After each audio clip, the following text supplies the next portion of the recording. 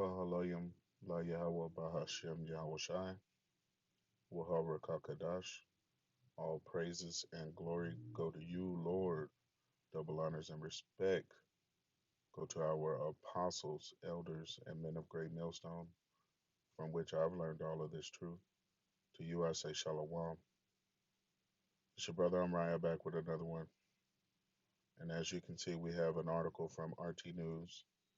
Says White House Deputy Press Secretary Karen Jean Pierre urged American companies to ignore court hold on vaccine mandates. And I wanted to just kind of run through this article a little bit because it definitely can be filtered through the scriptures. So it says the White House is telling American businesses do not wait to vaccinate employees, brushing aside a ruling by a federal court putting a hold on the OSHA mandate. Uh, and quote, it says people should not wait. They should continue to go, move forward, and make sure that they are getting the workplace vaccinated. And this was Karen making these remarks. So what you have is people talking about impeach or not. The Let's Go Brandon chant, which we already know what that means. I'm not going to get into that. However, these are the signs of the times. And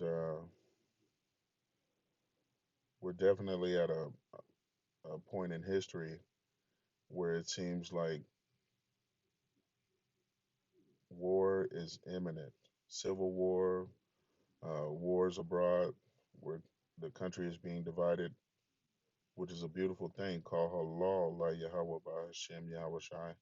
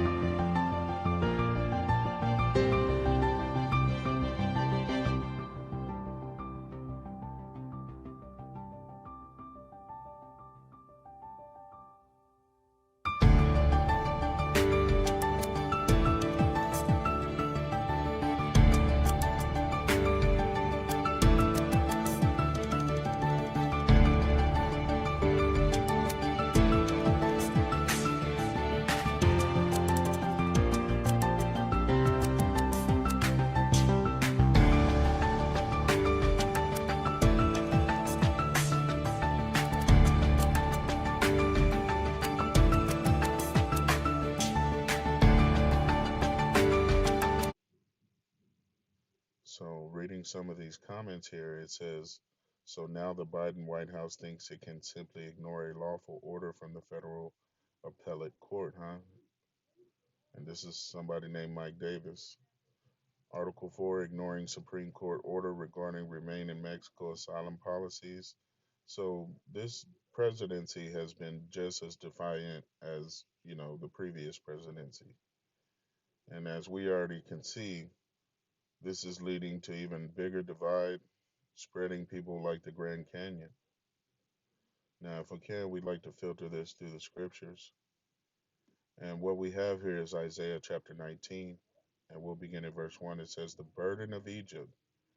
And America can be symbolized as Egypt. If you don't believe me, pick up a $1 bill and look on the back. You will see pyramids. If you want to take a sightsee, go to Washington, D.C. You will see that they have several monuments that are found in Egypt. So this is definitely spiritual Egypt. But again, verse 19, Isaiah chapter 19, verse 1, Salakia. the burden of Egypt. Behold, Yahweh rideth upon a swift cloud, and that is a chariot, and shall come into Egypt, and the idols of Egypt shall be moved at his presence, and the heart of Egypt shall melt in the midst of it. Huh? Verse 2, it says, I will set the Egyptians against the Egyptians. And that's what you are seeing right before your eyes. The Lord is setting them against each other. They are ready to go to war over these mandates, over these laws, these unrighteous decrees. And it is, again, a beautiful thing to see right before our eyes. So we know that the end is near. But again, verse 2, I will set the Egyptians against the Egyptians, and they shall fight every one against his brother, and every one against his neighbor, city against city, huh? And kingdom against kingdom. And the spirit of Egypt shall fail in the midst thereof, and I will destroy the counsel thereof. And you are seeing this right before your eyes again, Akim. He is destroying the counsel of this wicked place. They will no more be considered wise or intelligent because they are making very foolish moves. Once again, a house divided cannot stand. Huh? And we'll get that here in a second. Verse 3, and the spirit of Egypt shall fail in the midst thereof, and I will destroy the counsel thereof. And they shall seek to the idols, and to the charmers, and to them that have familiar spirits, and to the wizards. Huh? And that's what this country was founded on upon witchcraft. Huh?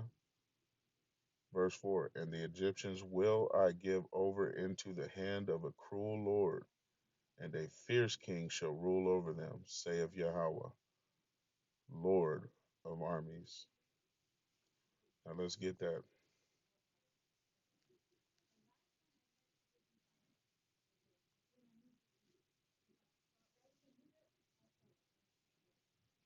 Matthew 12, verse 25.